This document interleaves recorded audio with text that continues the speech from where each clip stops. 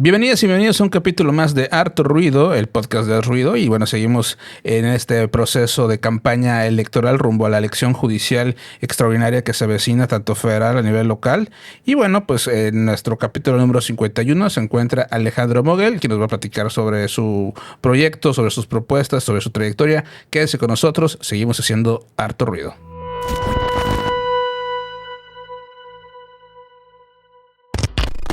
Alejandro, bienvenido a esta entrevista. Te agradecemos por aceptar la invitación y bueno, pues seguramente vamos a platicar de muchas cosas. ¿Cómo estás? Muy bien, muchas gracias por la invitación. Estoy muy contento de estar aquí con ustedes y pues para platicar de esta elección tan peculiar, ¿no? E histórica, inédita y que ha generado, pues también ha generado controversia, ¿no? Sí, claro. Yo creo que todos los cambios, todos los comienzos, ¿no? Suelen ser así un poquito controversiales, ¿no? Siempre adaptarse a nuevas normas puede significar pues algunas resistencias. Oye, en ese sentido, precisamente con eso quiero comenzar la entrevista porque entiendo que tú tienes tiempo en trabajando en el sistema judicial y por eso te pregunto, ¿tú consideras que sí era necesaria esta reforma, que es la que al final cuentas ha generado la elección en la que estamos?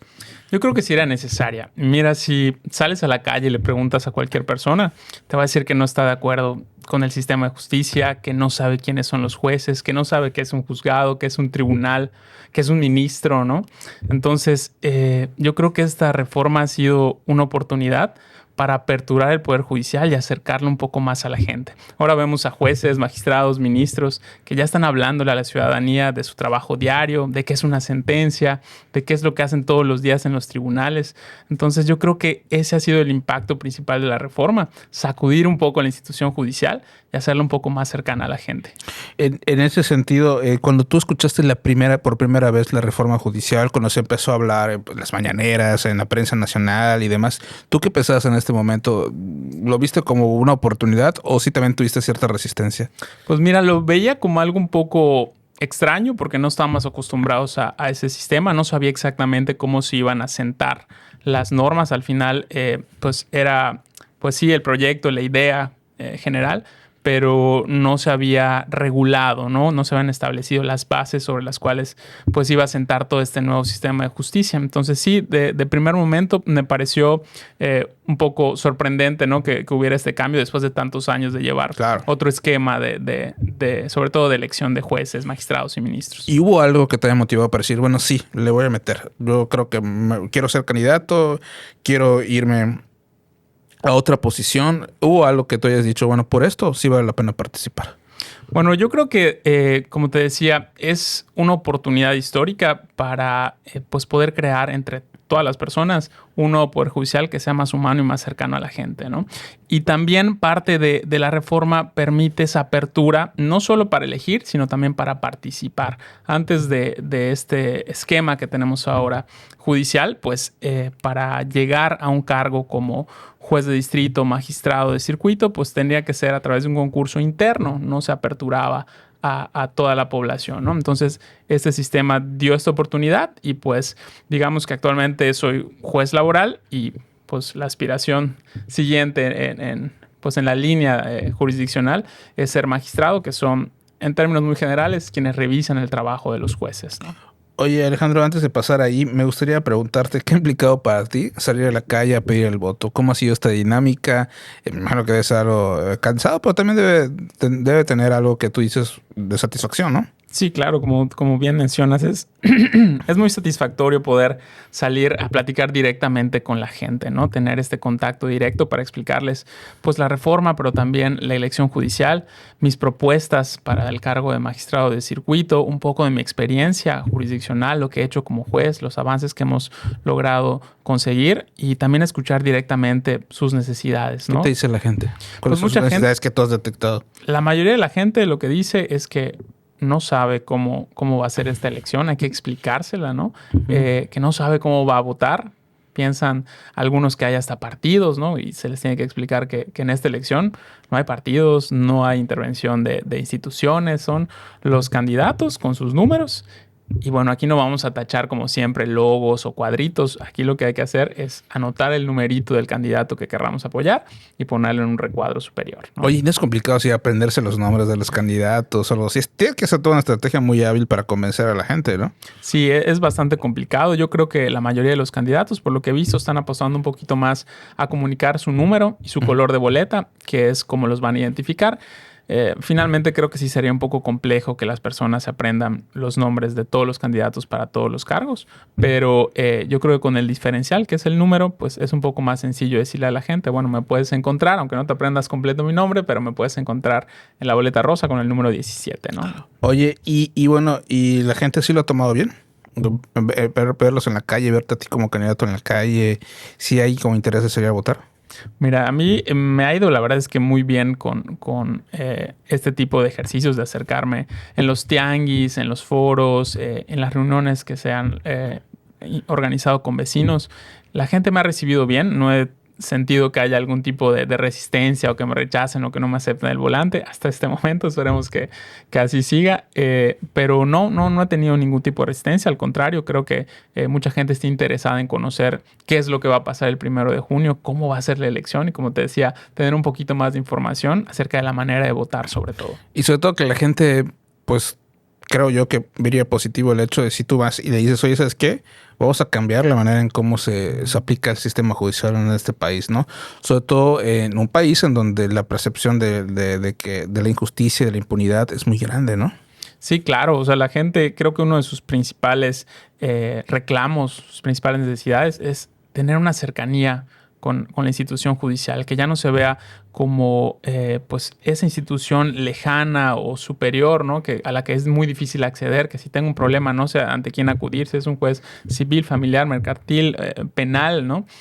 Tener esa cercanía y que implica también informar, ¿no? Rendir cuentas, ser una institución más transparente a la que la gente le sea un poco más sencillo llegar y saber qué está pasando, conocer su asunto, que entienda lo que se está resolviendo, las resoluciones, que tengamos estos ejercicios a través de redes sociales, pero también a través de foros, encuentros, tener las puertas abiertas de los tribunales para pues las personas que están llevando casos ante ellos puedan acercarse y preguntarle a la persona juzgadora qué está pasando con el asunto, si algo no entiende, si tiene dudas, si tiene alguna necesidad, ¿no? Creo que es muy importante.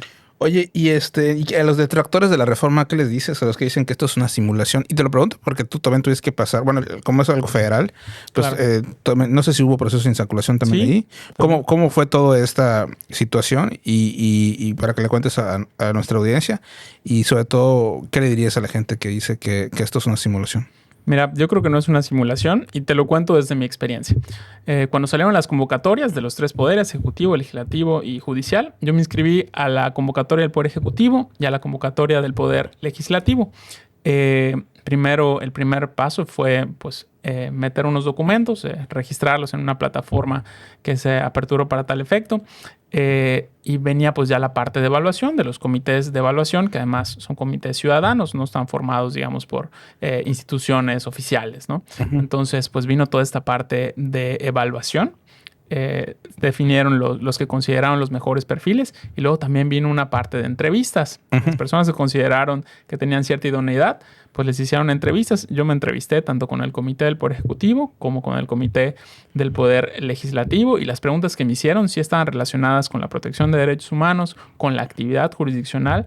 Y te lo digo sinceramente, no creo que una persona que no tenga algún tipo de acercamiento con la actividad jurídica hubiera podido contestar satisfactoriamente. O sea, sí se estaban cuidando de que estén llegando gente preparada y capacitada. Desde mi experiencia, las preguntas que me hicieron, te digo, eran específicas sobre derechos humanos y sobre actividad jurisdiccional. Uh-huh. No eran preguntas, digamos, sencillas y pues eran de desarrollar también, ¿no? Tampoco eran preguntas de A, B o C. O sea, claro. Sí implicaba pues un razonamiento jurídico. ¿Y eso le está dando, sentías que le está dando certeza al proceso?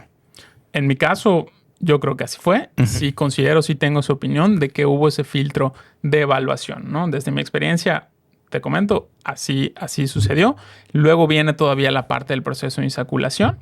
Finalmente quedo como parte de los candidatos del Poder Legislativo, pero ahora viene todavía pues otro momento adicional que no solo fue cumplir los requisitos base, ser considerado entre los mejores por los comités de evaluación, superar la insaculación, sino que ahora hay que salir a buscar el voto ciudadano, la confianza de la gente. Lo más complicado. Llegar. Claro, entonces es un filtro adicional que se tiene, ¿no? En ese sentido no creo que haya una simulación. Hay un proceso previo y todavía viene una parte que pues la gente, la población va a tener la última palabra. ¿Tú estás puedes sostener en este momento, después de pasar todas esas etapas, que sí se está democratizando el Poder Judicial? Yo creo que sí se está democratizando y en dos sentidos.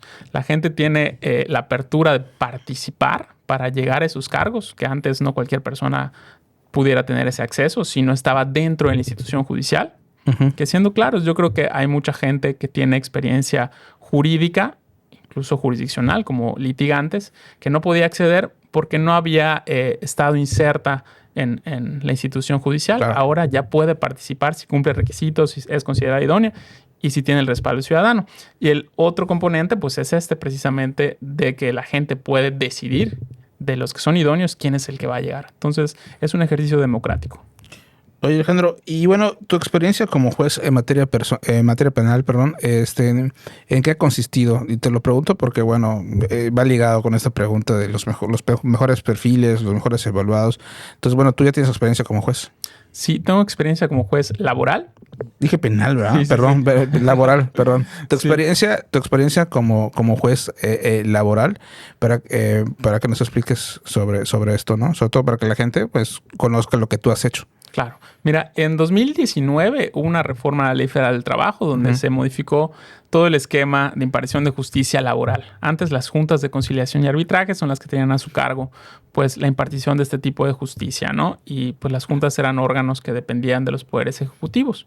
Se hizo un diagnóstico, se determinó que había que hacer modificaciones y entonces crearon los tribunales laborales que iban a depender de los poderes judiciales con las garantías judiciales que esto implica, con las formalidades que lleva un proceso jurisdiccional y también con las herramientas que tienen los jueces para llevar en mejor medida los procesos, ¿no?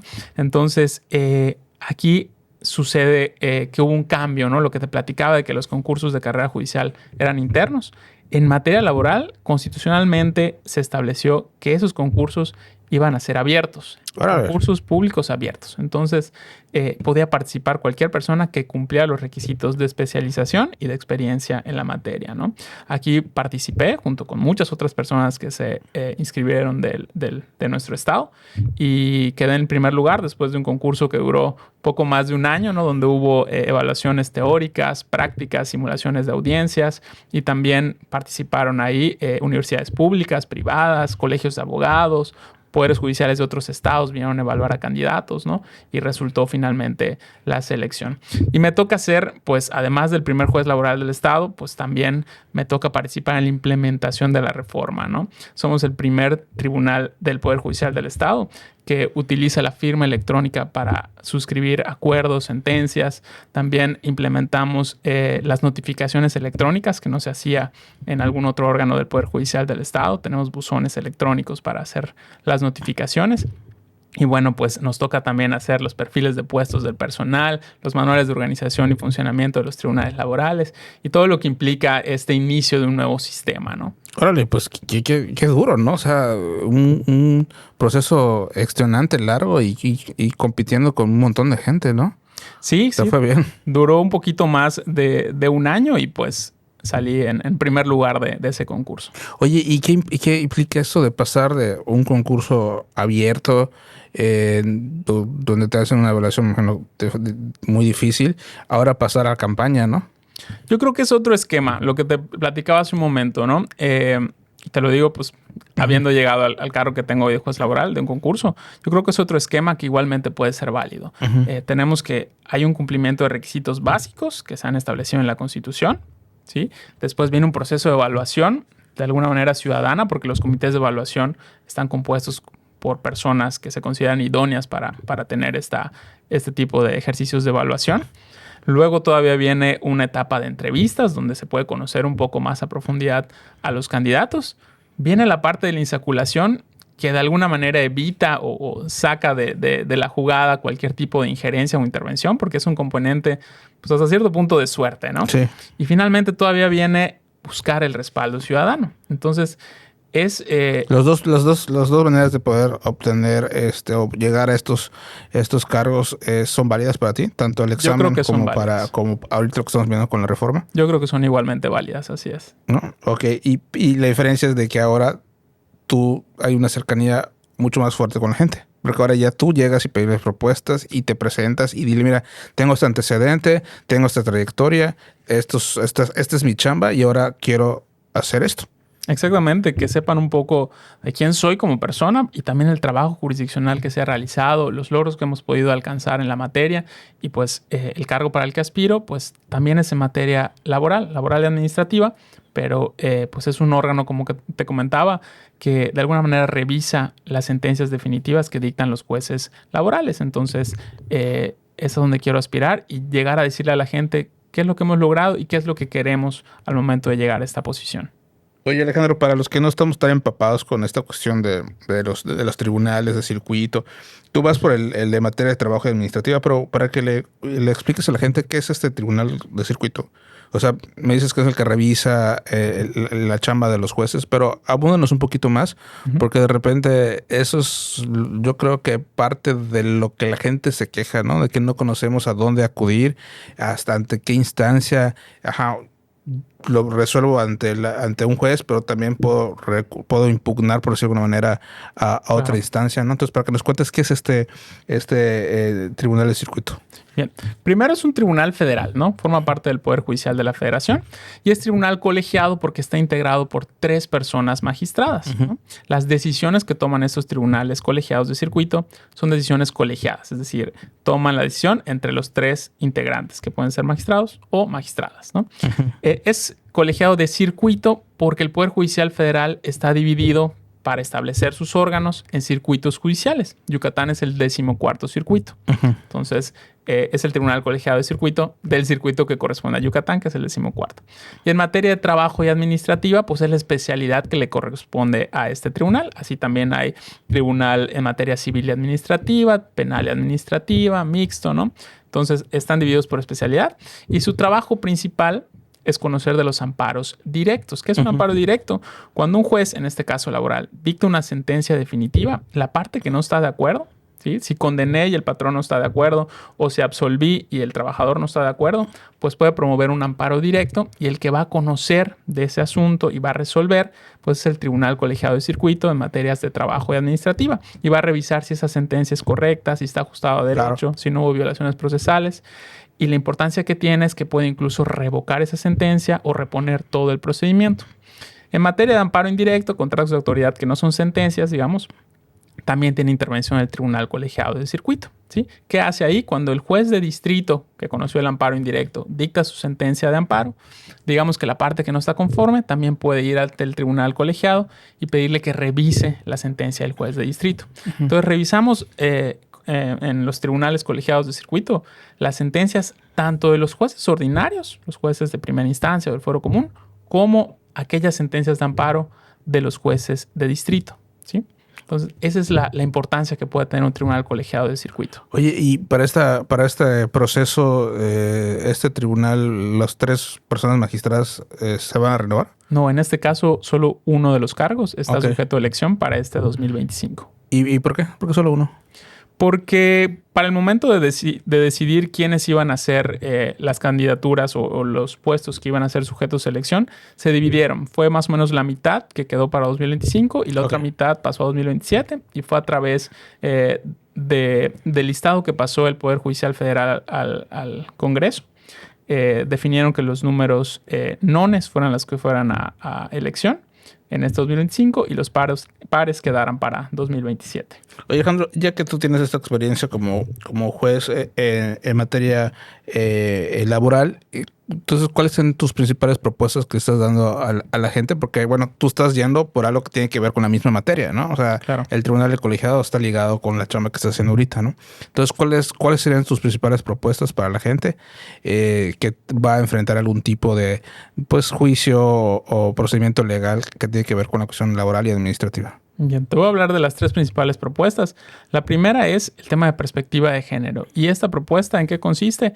Me gustaría generar una iniciativa para que podamos tener una coordinación con asociaciones civiles especializadas te digo en específico, con X Justicia para las Mujeres hemos trabajado varios temas desde mi tribunal y se han hecho acciones de capacitación, de diagnóstico, incluso se han elaborado herramientas de apoyo para que al momento de juzgar se fortalezca esta visión, se tenga esta perspectiva de género. Que la perspectiva de género no es otra cosa que un lugar desde el cual mirar para tener un contexto más amplio de la situación y poder advertir esas necesidades que tienen las personas o esos factores de vulnerabilidad. ¿No? Y esto lo está diciendo porque sí es una realidad de que al momento de juicios laborales sí hay muchas violaciones a los derechos de las mujeres. Sí, claro. O sea, para que nos pongas un ejemplo, ¿no? Sí, cuando hablamos de una mujer embarazada, por ejemplo, claro. Cuando hablamos de acoso o hostigamiento en el trabajo, se dan estas situaciones, pero también cuando es una mujer, a lo mejor que es una trabajadora y tiene algún tema de cáncer, alguna enfermedad crónico-degenerativa. Claro, y que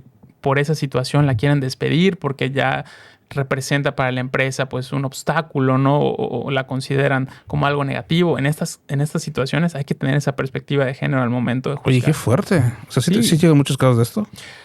Mira, no hay tal vez una gran cantidad, pero sí existen estos casos. O sea, sí hay que decirlo, sí ha sucedido, sí he tenido que aplicar en muchos casos perspectiva de género para juzgar y decir a lo mejor que no es creíble que una trabajadora en determinadas situaciones renuncia a su trabajo cuando está embarazada o cuando tiene algún tumor en un ovario. Claro. ¿No? En estos casos, a pesar de que exista quizás una renuncia, no es creíble, ¿no? Y eso no se reduce únicamente a mujeres.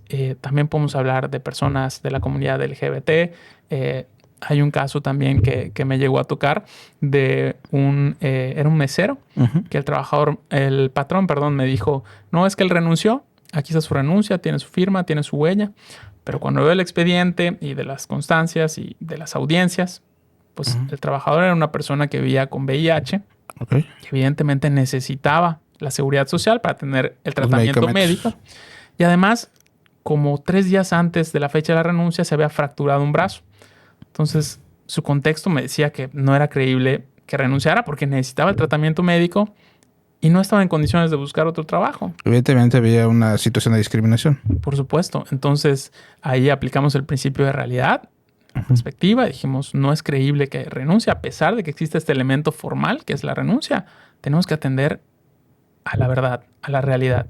Y lo que hicimos ahí es condenar al patrón a indemnizarlo, porque eso quería el trabajador, no quería reinstalarse, quería ser indemnizado. Y de eso se trata, ¿no? De tener esa sensibilidad. Un juzgador no puede ser cerrado ante este tipo de contextos, de realidades, Por ¿no? Por supuesto que no. La justicia, por eso digo que no puede ser del todo ciega, ¿no?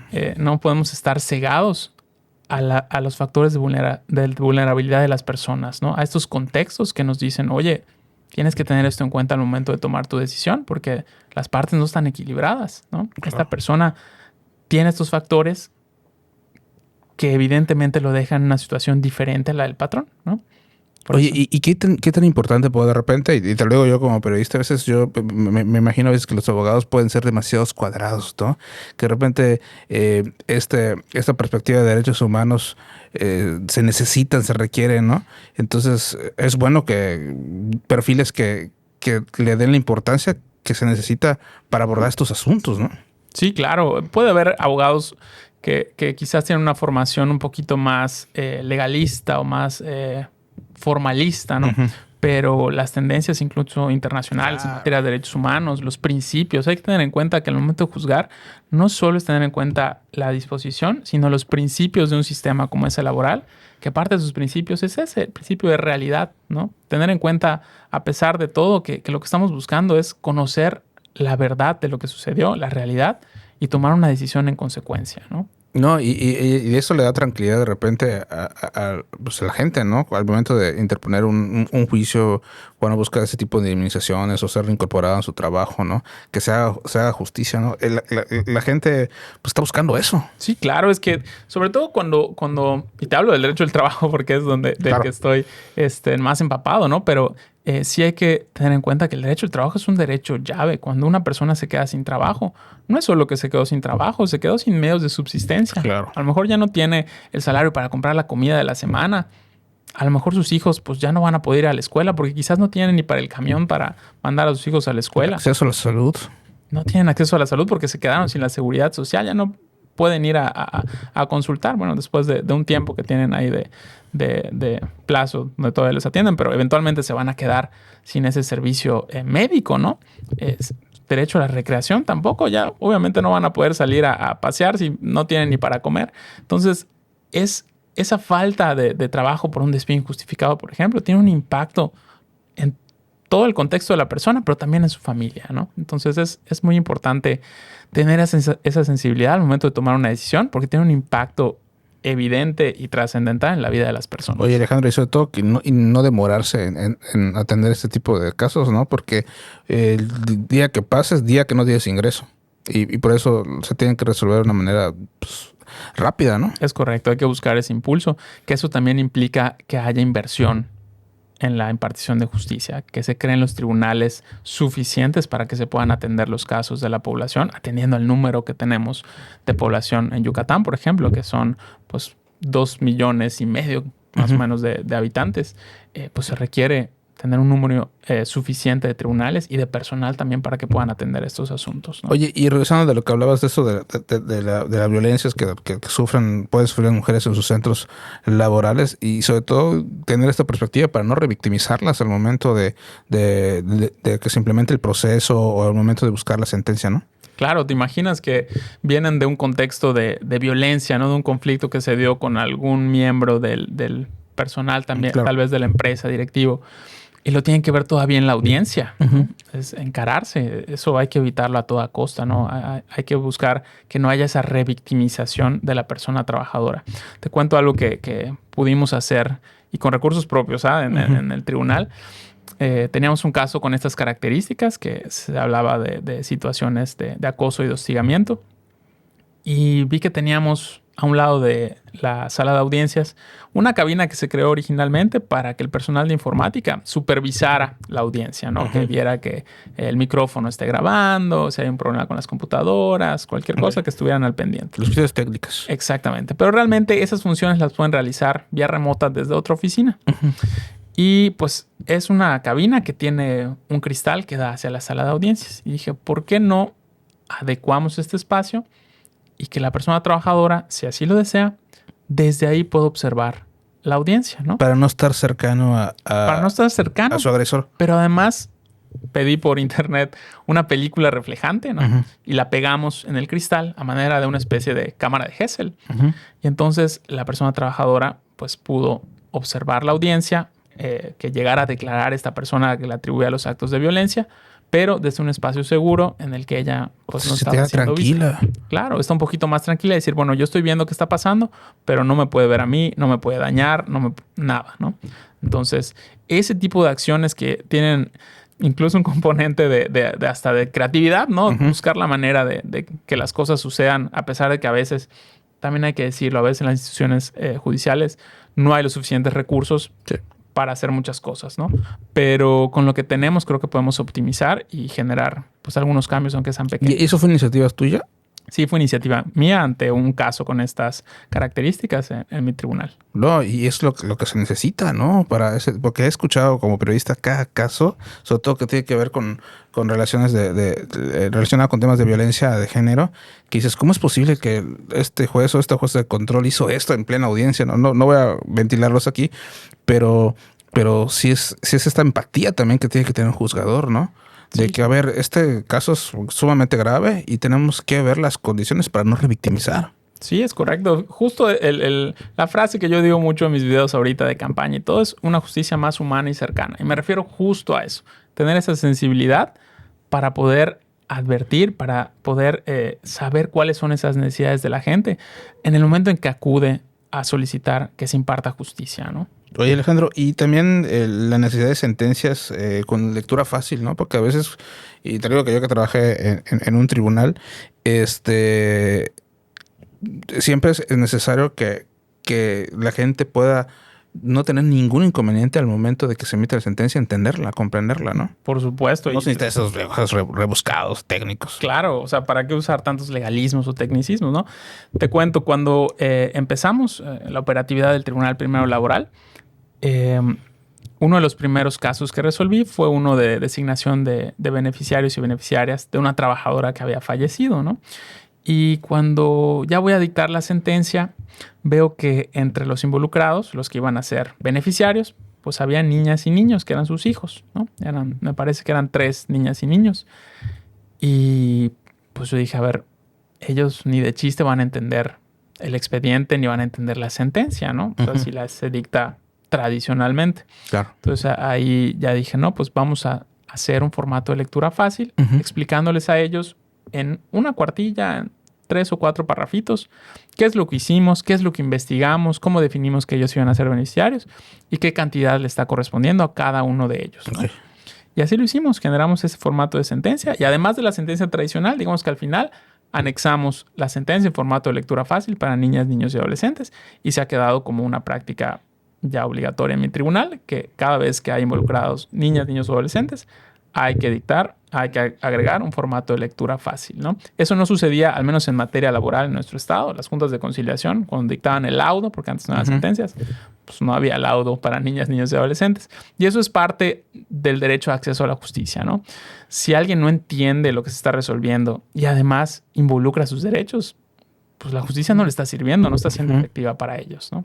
Y esta sentencia de lectura fácil, o sea, ¿se constata que le llega a los niños, a las niñas? Sí, al momento de hacer la notificación, se notifica a las personas abogadas, ¿no? La verdad es que no podemos citar a las niños o niños porque, pues, implicaría tal vez hacerlas llegar a un lugar que a lo mejor no es lo más adecuado, ¿no? Que puede ser hasta inquisitivo para ellos, ¿no? Entonces, no puedo citarlos, pero sí, cuando le llega pues a la abuelita, a la esposa o al esposo o al que va a recibir, pues tiene algo para mostrarle a sus hijos y que puedan entender. Claro, o sea, el abogado de hoy dice, es que aquí hay un apartado que es para ustedes, ¿no? Exactamente. Como que el resumen, o puedes verlo de alguna manera, ¿no? Sí, un resumen con palabras sencillas, ¿no? Y que explica las partes puntuales de lo que sucedió. ¿Por qué de repente no pasa eso? O sea, ¿por qué de repente los usadores no recurren a esto? Y me imagino que con esto que está pasando con la reforma judicial, pues también, y que ustedes están en la calle, todos los que quieran aspirar a magistraturas, a juzgados y demás, pues tienen que entender que eso se tiene que implementar sí o sí, ¿no? Sí, claro. Que sea una justicia cercana, ¿no? Accesible para todos, como tú comentas. Sí, es una obligación de las personas juzgadoras tener esta sensibilidad, ¿no? Como te decía, si la justicia no se entiende, pues ¿para qué sirve? Pues tengo que pues atenerme a lo que me diga mi abogado, y si mi abogado a lo mejor no me está diciendo las cosas claras, no lo voy a entender. Entonces, yo creo que una justicia efectiva implica que cualquier persona pueda entender lo que se está tramitando, lo que está resolviendo, y también que pueda acudir directamente al tribunal si así lo desea y ser escuchada, ser atendida. Entonces, estos dos temas que me estás comentando, la cuestión esta de cómo borrar los temas de violencia para no revictimizar, y esto de las sentencias de lectura fácil, ¿la vas a implementar en el tribunal de circuito? Por supuesto, la intención es poder tener estas prácticas y sumar nuevas prácticas, ¿no? Yo creo que debe haber mucha participación social. He tenido una muy grata experiencia trabajando, por ejemplo, con X Justicia para las Mujeres. Hemos realizado acciones de diagnóstico, nos hemos sentado a analizar casos, situaciones con personal del tribunal para ir advirtiendo. A lo mejor esto no nos habíamos dado cuenta que esto es un factor de vulnerabilidad o que esto es un riesgo para la persona, ¿no? Ellos que tienen de primera mano y que están dedicados a la activismo. Están en las comunidades. Claro, nos sirve muchísimo tener esa visión para nutrir la función jurisdiccional. Oye, y después de todo lo que tú me has comentado, de que estamos viendo que están participando gente que tiene carrera judicial y también gente que ha estado del otro lado, pero han litigado toda su vida, y en un poco de lo que tú comentabas sobre esta oportunidad que da la reforma judicial de que puedan participar diferentes perfiles, no podemos decir entonces que van a llegar magistrados improvisados. Mira, yo creo que no. Y creo que no por 2 razones. Primero, por lo que ya platicamos, de que ha habido un proceso de selección con una evaluación ciudadana, con incluso un proceso de insaculación. Pero además creo que la ciudadanía va a votar informada, ¿no? Hay varias acciones que ha realizado incluso el INE. Hay una plataforma que se llama Practica y Ubica, donde la gente puede incluso entrar, ver cómo es la boleta, quiénes están participando. Hay una plataforma que se llama Conóceles, donde se puede conocer a todos los candidatos que están participando en esta elección. Y lo importante va a ser eso, que la ciudadanía pueda acercarse a estos medios de información, que conozca a las candidaturas y que elija los mejores perfiles, los que tengan experiencia jurídica, no necesariamente jurisdiccional, porque regresaríamos a un modelo digamos, endogámico, ¿no? Donde solo se pueden elegir y solo pueden llegar quienes ya están insertos en la institución, y eso ya cambió. Entonces, lo importante es que puedan encontrar esa gente que tenga las mejores propuestas, que tenga valores, que tenga experiencia jurídica o incluso jurisdiccional, ¿no? Oye, ¿y tú crees que de verdad será un poder judicial del pueblo? Te lo pregunto porque por eso el eslogan, ¿no? de todo esto que viene acompañado en la reforma y en la elección. Sí, yo considero que sí, también por lo que hemos platicado. ¿Por qué? Porque cualquier persona de la ciudadanía que cumplía los requisitos, evidentemente, pudo haber participado y en el futuro puede participar para integrar el Poder Judicial, y también porque la ciudadanía es la que va a tener la palabra definitiva y la que va a ir a darle la confianza a quienes quieran que lleguen a esos cargos. Y porque ahora la institución tiene que ser abierta. Así es. Y también porque va a haber esa cercanía, porque ya vimos cómo ya se aperturó, ya vemos en redes sociales jueces, magistrados, ministros que están explicando su labor, explicando su sentencia, subiendo un video de lo que hacen el día, ¿no? Y eso yo creo que ya no va a cambiar, ya no puede cambiar. ¿Tú seguirás con esto? Sí, por supuesto. Tendremos que seguir teniendo este ejercicio de diálogo con la ciudadanía para ir informando qué es lo que estamos haciendo, cómo estamos mejorando, cómo estamos cumpliendo con lo que nos estamos comprometiendo en esta campaña. Y no ser un magistrado de oficina, porque eso ya no lo va a querer la gente. Exactamente. Yo creo que ya nadie puede ser un funcionario o un magistrado de oficina. La gente ya exige esta cercanía, este contacto ciudadano y tener un diálogo permanente. Oye, Alejandro, para ir terminando, ¿cómo te puede encontrar la gente en la boleta, no? Platicamos al principio, ¿no? Que toda esta cuestión de los números y los colores. Entonces, para que la gente que nos está viendo, nos está escuchando, ¿cómo te van a poder encontrar al momento de la votación? Bien, hay que decir que tenemos 6 boletas federales, 2 boletas estatales, les van a dar 8 boletas. De entre las 6 boletas federales, que son las del INE, va a haber una de color rosa, que es en formato horizontal, ¿no? Okay. En esa boleta rosa, del lado izquierdo están las candidatas mujeres, del lado derecho están los candidatos hombres, y en la sección derecha de candidatos hombres, con el número 17, aparezco yo, que soy José Alejandro de Guadalupe Moguel Espejo, y mi especialidad es administrativa y de trabajo, así lo definieron, y en la parte superior va a haber un recuadrito. La especialidad y el recuadro están marcados de color morado dentro de esa boleta rosada. Lo que hay que hacer es anotar el número 17 en el recuadro morado de la boleta rosa federal. Sí, está complicado. Está un poquito complicado, pero tengo varios videos igual en mis redes sociales donde explico un poquito la boleta, muestro a qué me refiero con el recuadro, a qué me refiero con los listados. Entonces puede ser un poquito más explicativo. Sí, claro. Creo que es doble campaña esto que ustedes están haciendo. O sea, sí llegar a la gente con las propuestas, presentarte, hablar de tu trayectoria, pero también el informarle de cómo votar, ¿no? Por supuesto, estamos teniendo ese doble trabajo, como bien dices, de explicar nuestra candidatura, nuestra visión, nuestras propuestas, pero también explicar la elección, explicar las boletas y explicar pues cómo votar. Vamos para terminar, Alejandro, invitar a la gente a que vaya y participe en esta jornada del 1 de junio, porque va a ser la primera, es algo histórico, inédito, y sobre todo porque, bueno, se ha hablado de que se espera que sea una participación como del 30%, ¿no? Entonces, Yucatán se ha caracterizado por siempre estar arriba de la media, y entonces, ¿cuál es tu invitación a la gente para que vaya? Bueno, mi invitación es esa, que salgan a votar el 1 de junio. Es muy importante que la gente de verdad decida por los mejores perfiles y tenga la última palabra de quiénes deben llegar a este nuevo poder judicial, tanto federal como estatal, ¿no? Para que podamos crear juntos una institución más humana y más cercana. Alejandro, pues mucho gusto. Gracias por la entrevista. Vamos a estar pendientes de la elección, de lo que queda de campaña, y bueno, cuando llegues ahí al tribunal también te vamos a estar molestando. Te agradezco la invitación y no será ninguna molestia. Gracias, Alejandro. Y a todos los que nos escucharon y nos vieron, estén pendientes de los próximos capítulos, de las siguientes entrevistas, y sobre todo que se informen en nuestro portal de noticias, hazruido.mx. Nosotros seguimos haciendo harto ruido.